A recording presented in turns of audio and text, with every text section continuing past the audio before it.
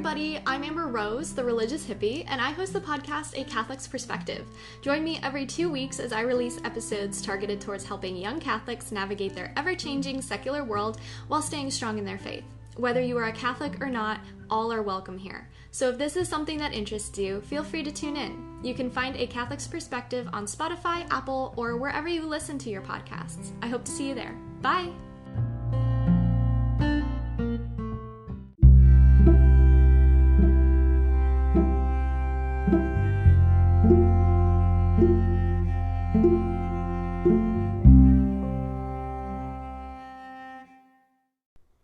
Hello and welcome to the Karate Priest Podcast. I'm your host, Father Daniel Duplantis. I'm a martial artist, musician, airman, and a priest of the Diocese of Houma-Thibodaux. One of my other passions in life is teaching, especially teaching about the Catholic faith. Catholicism is a very deep faith.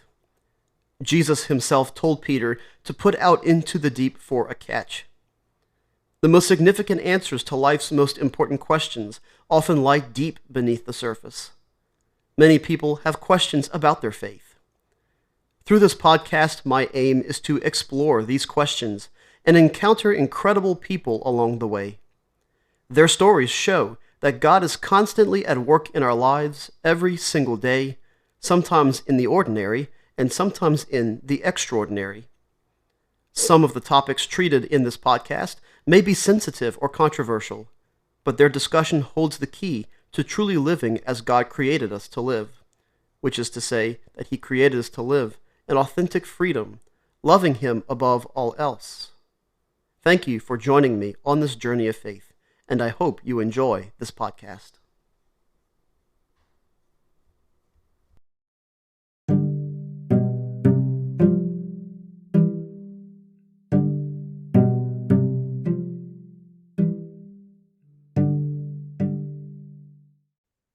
Hello, everyone, and welcome back to the Karate Priest Podcast. Today, I am joined by a familiar co-host who we love having on here, especially because she's the main reason why I even have a podcast at all. And that is Amber Rose Schneider, aka the Religious Hippie. Amber, welcome back. Thanks so much for having me, Father Dan. I am excited to be here. Oh, yeah. As always, you and I go back a couple years now, and it's just been incredible to think, and now that we're on season 2, something I didn't even think would ever happen either. Just so much of this, really is because you had me on your podcast for the first time, and that introduced me to Todd, and now we've got a whole thing going. And so, yeah, always great having you on here. Yeah, no, it's really exciting to see how far you've come. And, you have that book coming out now. That's fantastic. Jesus in the Dojo. That's so cool. Oh, I know. Yeah, it's been so exciting, especially, as we've finally gotten all the galley copies in. And it was funny, as Todd would send me, each copy and to kind of do these little unpackaging things. And to, the first one was really exciting because like, oh my gosh, like for the first time ever, I have a book in my hands. It was so exciting. And now with that, that we have all the things finalized. We are actually doing pre-orders right now. Oh, So the book is available on Barnes and Noble's website. And we have sign me up. yeah, we have paperback available. I think it's $9.99, and we have the hardcover with the dust jacket available for $19.99. So those are available for pre-order right now. And then they'll be shipped on Easter Sunday. And then Amazon will also go live with their sales Easter Sunday as well, and they will be selling exclusively paperback. So you can get your fix of each one, and oh yeah, it's super exciting now that I can't believe we actually have a book done. And so yeah, so anywho, today I really want to have you on today to talk about a topic that's kind of been I've been reflecting on this for a lot the last couple of months, and you and I have talked about this topic several times just in our own conversations. And it's something that I guess because I've been reading more about it really intentionally lately, wanted to kind of get your takes on a couple of things. And so the question I kind of want to address today is, what does it mean to be a Vatican II Catholic? Dun, dun, dun. Dun, dun, dun. No, huh? And it's amazing because it's such a controversial question. And to me, the sad thing is that it shouldn't be controversial at all. Right. So I guess, I kind of just want to get, your raw opinion. And the thing is too, I saw in your Instagram story earlier, that, you had even posted that like you've been disrespected by so many trad men, Oh yeah. right? And so like I'm like, yep, perfect. This is a great conversation because here you are, a young woman in the world. And there's I feel like you and I kind of get the same label in a way that because you Mhm. like to attend the Latin Mass, because I celebrate the Latin Mass as a priest sometimes, that you and I kind of just get these labels as like we've got to be trads, you know, Right. Or like that we reject Vatican II or that we completely. reject Vatican II. But that's the thing too, is like to me, some like literally the most beautiful masses I've ever attended were not Latin masses, they were Novus Ordo masses, you know. And so I kind of want to get into some of that today. You know, so I guess just off the bat, like I want to hear your experience. Like, you know, can you kind of unpack that statement earlier from your Instagram of, you know, what's happening for you?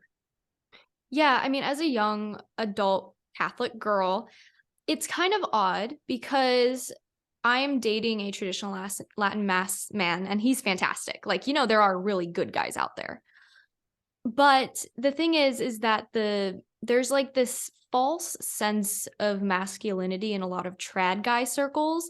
So instead of being authentically masculine, it's more like bro dude masculine, if if that makes sense.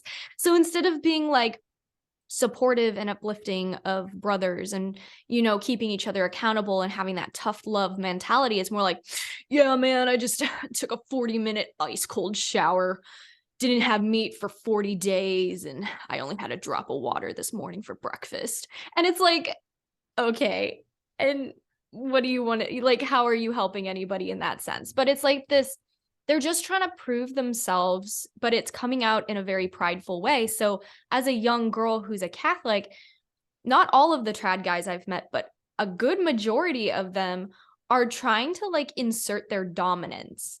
And if you tell them, oh, yeah, I go to college, or yeah, I work, or this or that, they're instantly just like, you're a woman, like you should be in the kitchen, this or that. Now, I'm not saying this is all trad guys, obviously, because it's not all of them. But I've been told multiple times, actually by an ex boyfriend, that like I have no reason to go outside the home unless it's to get groceries or something. And just being disrespected in general, being viewed as like the weaker sex, basically. And if you think about it, it's kind of odd because as humans, we're the only ones who view women in our species as the weaker sex. Because if you look at like lions, lionesses are crazy terrifying and they go out and hunt and stuff. And it's just interesting to me how I don't know, the masculinity can get warped. But I've definitely been objectified a lot by trad guys, somewhat by Novus Ordo guys as well. But because I'm at solely the traditional Latin Mass, it's more likely I'm gonna run into stuff there. Um, but yeah, it can be really disheartening at times, because I feel like instead of somebody who is there to support them in their masculinity and stuff, I'm viewed as like this hindrance almost, and they have to like babysit me. It's very odd. Yeah, I had a priest when I went to the Institute for Priestly Formation in Omaha, Nebraska, who had a one word adjective for what the kind of masculinity you just described, and he called it machismo. What does that mean? like a macho, you know, machismo. Oh, You know, they think you're a macho man, huh? And Italian. Amber and I, for those of you, because I know this is going to be audio for the podcast, but we're doing the Italian kind of fingers thing right now, machismo, you know. um, yeah, so yeah, it's so sad to see that, you know, because that's not really authentic masculinity whatsoever, you know. And look, for someone who does martial arts and who trains with girls, I'll be real honest. Like sometimes the girls are the ones I don't want to fight, not because I don't want to hurt them, is because I don't want them hurting me. I mean, Accurate. my gosh. I mean, we had some girls at my taekwondo class that I've had to spar them before. And oh my gosh, especially because some of them are so flexible. Like they're decking me in the head with these spinning kicks. And I'm like, holy cow. Like, where did that come from? I don't want to fight you anymore. you know? So it's crazy, you know, but yeah, it's so sad to hear that. And I think, and so this is the thing too, some of what I want to talk about today is coming from a really fantastic book. I'm not done with it yet because I'm really taking my time to digest it. But this book is called Reclaiming Vatican II, what it really said, what it means, and how it calls us to renew the church. And it's by Father Blake Britton. And he goes into so much. And I know, before we decide on this topic, one topic we were possibly throwing around for today was like social media and like the effects of social media on like evangelization and stuff. And one of the things Father Blake points out in his book is that Vatican II was really the first major ecumenical council that had extensive media coverage, and not just like Oh, newspapers, but like think of it this way: this was the first really modern council that you actually had like news media, like televised news, and so you had all kind of reporters, journalists, there for the council trying to cover it. Um, and so what he addresses in his book, he said there's what he calls the para council, and the para council is basically what people think the council said, hmm. and not what it really said. And this para council can go either way. It's interpreted as being said one thing, and what the message of that para council was taken by, on one side, liberals, is that Vatican II didn't go far enough in being progressive enough, and then the triads say that it changed way too much as it is. And yet, what Father Blake says is that this is grossly based on a misinterpretation of what Vatican II said. Because if you ask people who have those kind of opinions, you ask them, "Well, have you read any of the dogmatic constitutions?" And they say, "No, not a one." Mm-hmm. And there's a lot. There's a lot on Vatican II. I think we talked about that. You almost have to read Yeah. like these summaries and these books on it, because if you really want to read the documents, you're going to be there for a while. But that's the point. That really is the point, is that, there's four dogmatic constitutions, and then there's a lot of documents that were written kind of under each one from there. Like I have a volume that's like a collection of all the Vatican II documents. And that's the thing. The dogmatic constitutions, they're beautiful though. That's the thing, is they're great. But I want to kind of read a quote and maybe get your take on this quote from the book. And he's talking specifically about the liberal versus conservative mindset when it Mm. comes to Vatican II. He says one of the consequences of this polarized discourse is the constant undercutting of sincere attempts to live and minister in accord with Vatican II. For example, if a priest wants to start celebrating the ordinary form of the Mass in Latin twice a year, so as to be in accord with the Council's directive to accustom the faithful to the Latin language, he is immediately dubbed a conservative traditionalist, even though he celebrates Mass in the vernacular the other 363 days of the year. Yet if that same priest says something positive about Pope Francis in a Sunday homily, he is dubbed a liberal progressive who hates tradition. In reality, he is just a Catholic priest, a man seeking beauty, goodness, and truth wherever it is to be found, and obedient to whatever forms the church offers it to the world. So, any thoughts on that? Yeah, I think our world is plagued by labels. I think we just constantly want to slap a label on something and then just view that label as truth, instead of realizing that labels are like blanket statements almost.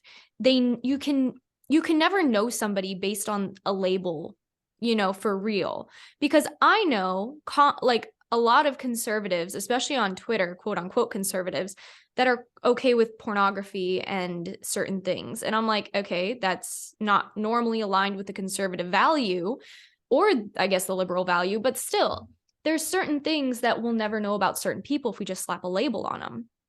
And I know for a fact, like the church I go to is very conservative, very Catholic, very traditional Latin Mass parish. But I've gone to a lot of other parishes, and I myself have found myself judging the priest just based off of he's doing Mass in the vernacular. Because I will say, when I came into the faith, and that's about when we met, Father Dan, was when I was getting bombarded with all of these people saying that the Latin Mass was the only way and sedevacantism was the only way. And I myself have history with sedevacantism, as you know, but not in that way. And so you really introduced me into this whole other idea of the Novus Ordo, where it's like, yeah, it is valid, and it is beautiful and it can be celebrated beautifully. But the thing is that so many people, they just have in their minds what they want, and they only hear what they want to hear, kind of thing. And I found myself like judging priests just because they're doing the vernacular or something. And it's not fair to them, because what they're just trying to do what they know how to do, which is bring Christ to people, whether that's through the TLM or the Novus Ordo. But priests, I mean, they're under fire constantly. for anything and everything. I mean, you could say something positive about Pope Francis, like you said, or like Father said in the book, and be deemed a liberal.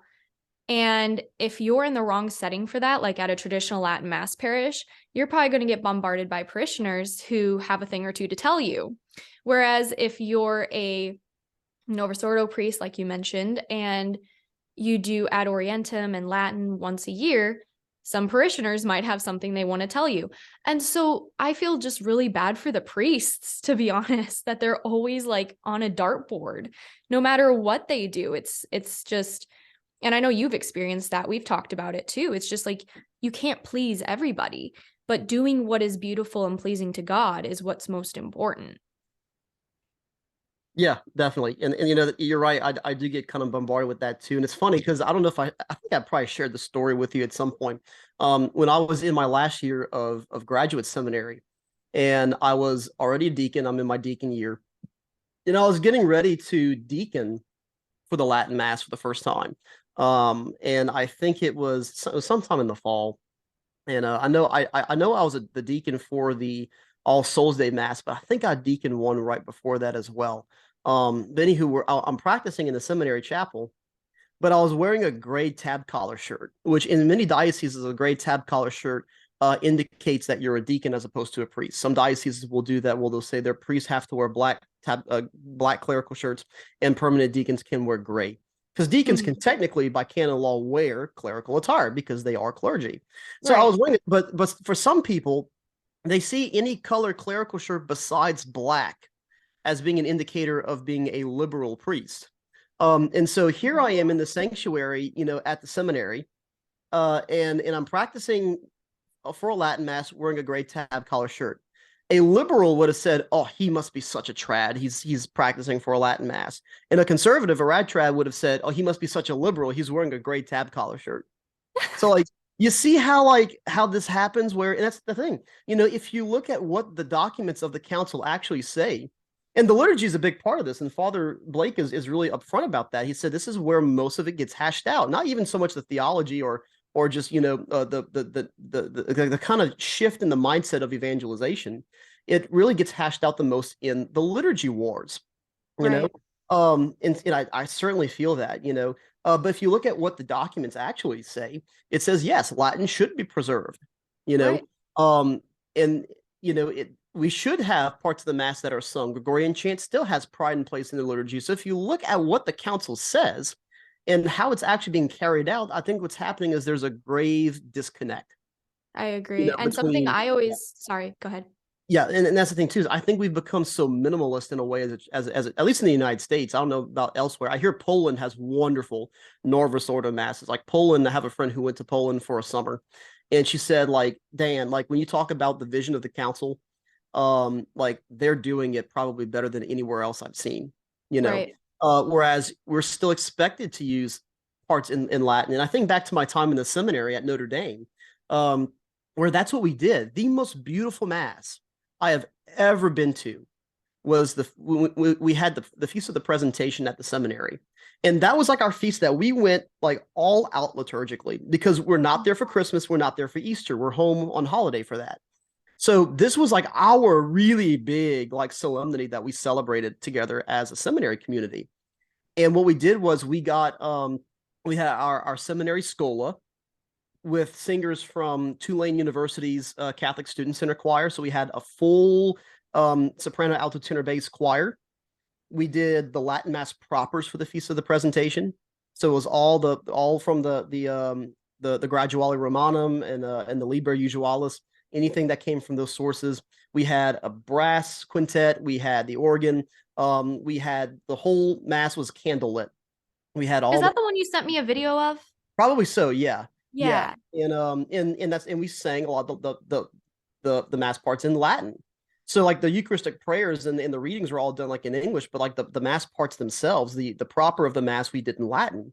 It's like this is what the council is asking us to do, right?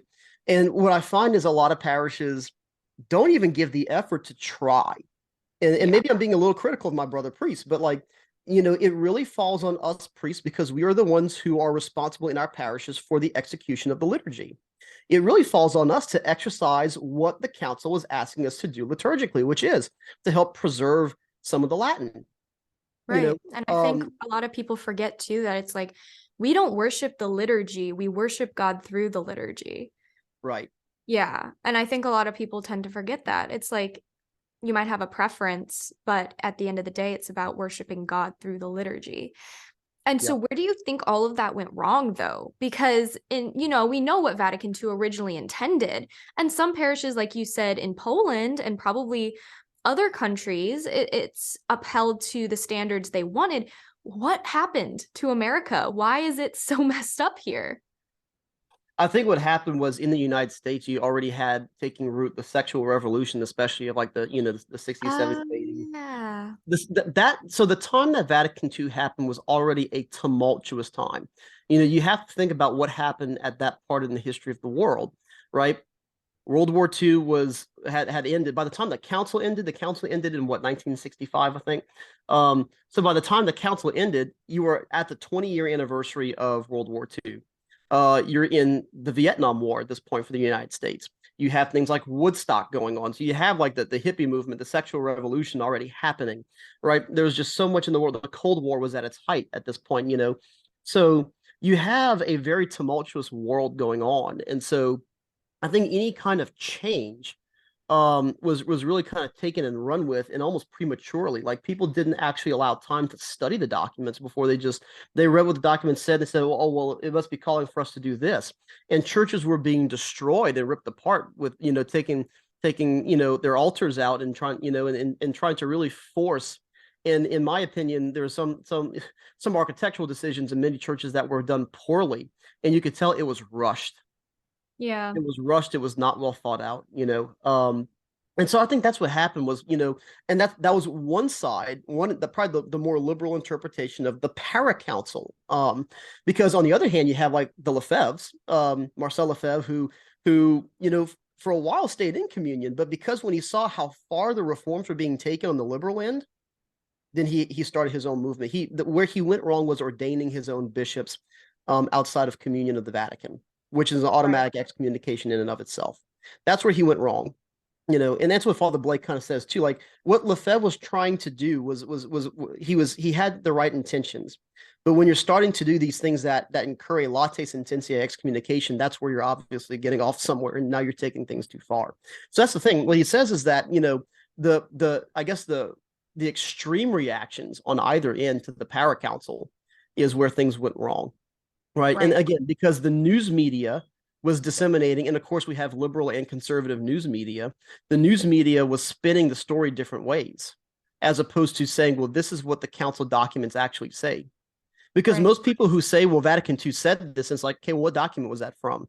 They can't tell you, and they say, well, I've never actually read the documents. Aha. And that's one thing that Vatican II actually intended to do, and Father Blake brings this up. It's called ressourcement, which means going back to the original sources. One of the big things that happened leading up to Vatican II was the rediscovery of ancient manuscripts that had been lost for centuries. Manuscripts from the patristic period, so like the first maybe 300-400 centuries of the church, had been rediscovered in the 19th and 20th centuries. Right. And so we had better understandings of what was the patristic tradition, right? And this is where we get things like the allowance for churches to have these altars you could walk around, because that's what the patristic tradition was. Receiving communion in the hand was specifically a patristic tradition. So there was tradition for all of this. And so this is the rediscovery of these sources was like, okay, well, the bishops also recognized, the council fathers recognized that we were already by that point in the 1960s in what we call a post-Christian society. Right. Like we couldn't take for granted the fact that the majority of the Western world was Christian anymore. And so they saw that the church now, the modern church, is more like the early church, the patristic church, than it was the medieval church or the Renaissance church.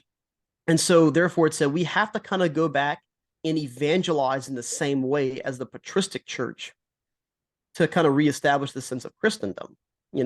So that's kind of like the whole, like the backstory of the council was really going back to the sources And then you realize that, and this is why I don't like the name traditional Latin Mass, because one, every single Mass has some aspects of the tradition. It is a part of the tradition itself. To say, it's the traditional Latin Mass was like, okay, well, wait, what tradition are we following here? Because again, now we've discovered traditions that date earlier than the reforms of Trent. To say that it's that the traditional Latin Mass is the one in Latin, well, the Novus Ordo is expected to be celebrated in Latin, at least in some cases. Like it should be a normalized thing to be able to celebrate the Novus Ordo in Latin. They make Exactly. the missals in Latin, and then also it's a mass. And so that's why I don't like the name tradition. You and I've had this discussion before. I think so. It's a great misnomer to say that that the TLM only refers to what people call the Tridentine Mass, or maybe the extraordinary form of the Roman Rite, which has been described, I think, more like in Summorum Pontificum and stuff. Yeah, I really don't like TLM because, again, every single Novus Ordo Mass is based in tradition, can be said in Latin, and is a Mass. Mm-hmm. So. Yeah, no, I think it's just in general, there's, again, with all of these, labels and everything, it's just really frustrating, Yeah. So that's the thing too, is, and I want to ask you, when you hear this phrase, maybe to see if you can kind of give your initial reaction to it.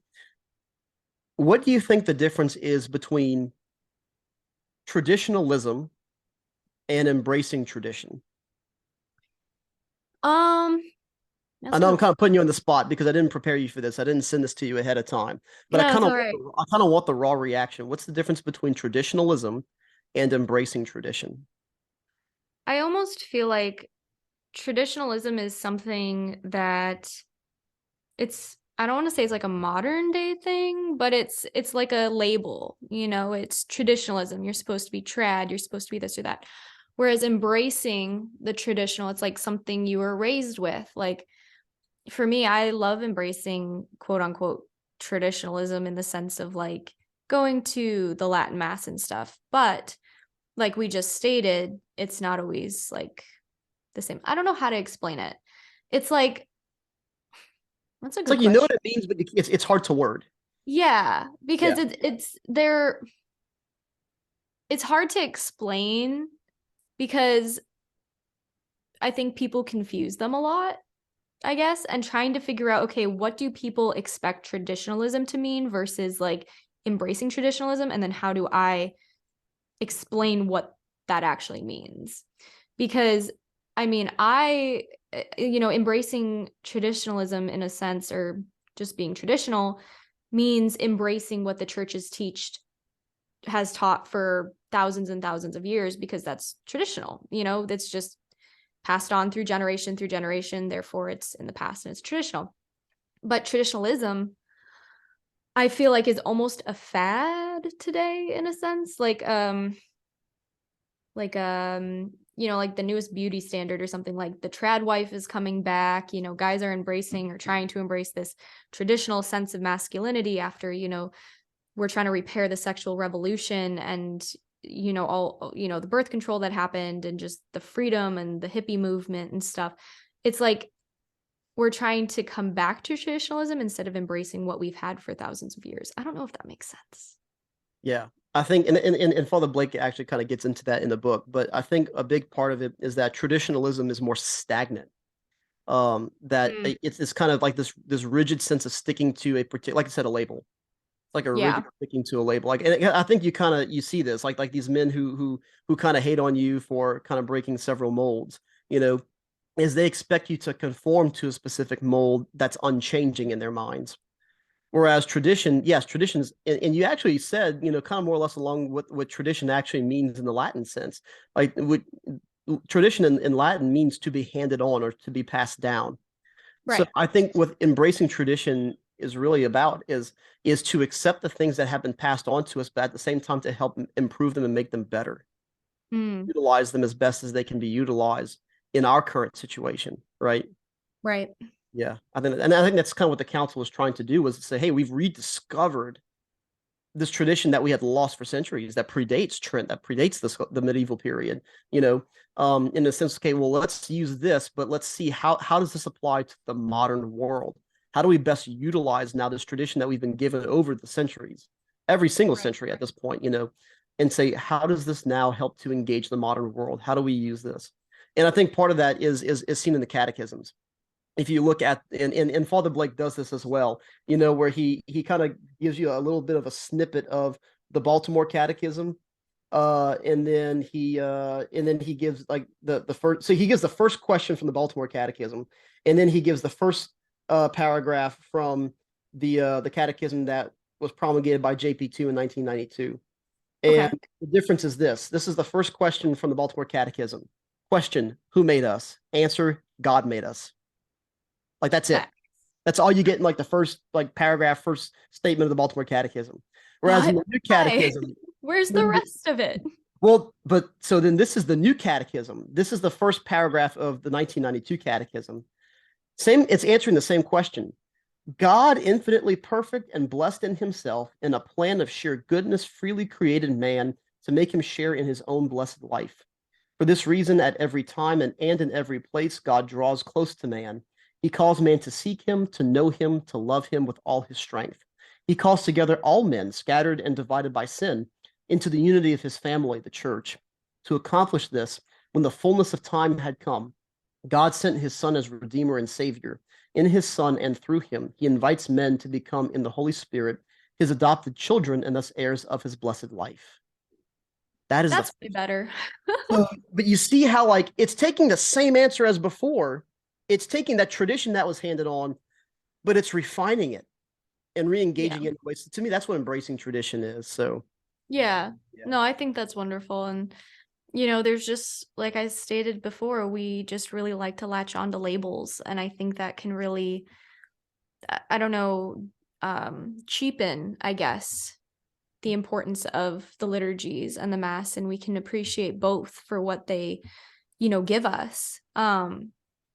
But I think to automatically deem one to be from the devil and the other not, or, it's all about being competitive. And no matter where you go, there's always going to be people that'll do that. But you can be the change, like you can be the person to shed more light on the subject and to be more accepting of both and kind of be that bridge. Yep. And I think that's what the authentic council sought to do. Yeah. And it's just sad that this is what it came. This is, I understood they meant well, but the way that it was executed on priests' part, like you said, it's their responsibility, and the priests aren't stepping up. Yeah. And there's a lot of time priests who are consulting secondary sources and not the documents themselves. Exactly. So with that, I guess, just to kind of wrap things up for our listeners, my recommendation as a priest that is striving to really carry out what Vatican II is asking, take the time to read the documents. It's beautifully written stuff. I encourage really every Catholic to sit down at some point and read, especially the 4 dogmatic constitutions, and see what they actually say. I think you'll be shocked by what they actually said, as opposed to what we've been told they said throughout the years. And with that, I really do want to encourage people to buy and read Father Blake Britton's book. It's wonderful. I've never seen a book that really just so succinctly summarizes Vatican II, its mission, and how to possibly carry it out. And again, that book is called Reclaiming Vatican II, what it really said, what it means, and how it calls us to renew the church. So with that, Amber, you want to tell people how they could find you? Yes, of course. You guys can find me on Spotify or anywhere you listen to your podcasts. Cats. Sorry, I'm pet sitting right now, so cats are on my mind. My podcast at Catholic's Perspective. And then I'm also on YouTube, Instagram, Twitter, all those fun places at The Religious Hippie. And you can check out my website at thereligioushippie.com. But no, I'm definitely going to buy that book because I'm always curious about that stuff,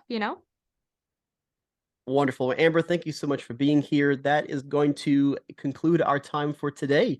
Thank you, and we'll see you guys next time.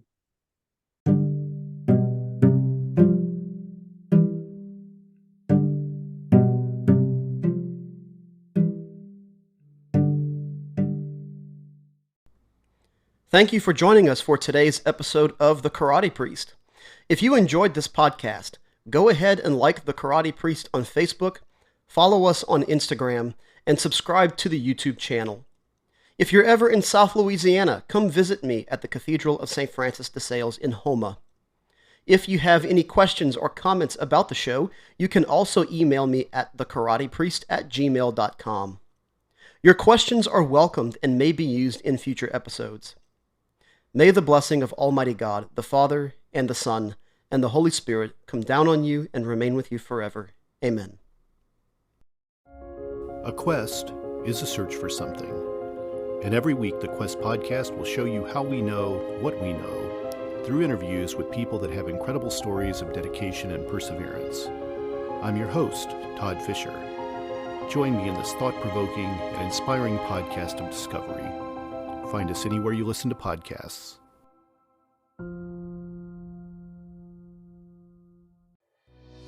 Thank you for listening to this podcast. Please be sure to rate and review this episode. This podcast is produced by Todd Fisher and Anthony Smith and is distributed by Metacortex Publishing. This podcast is copyright. Any previously trademarked or copyright content is used by permission. Information and opinions stated in this podcast should not be construed as medical advice. Please be sure and visit the official website for Metacortex Publishing at metacortexpublishing.com or find us on social media for other unique content.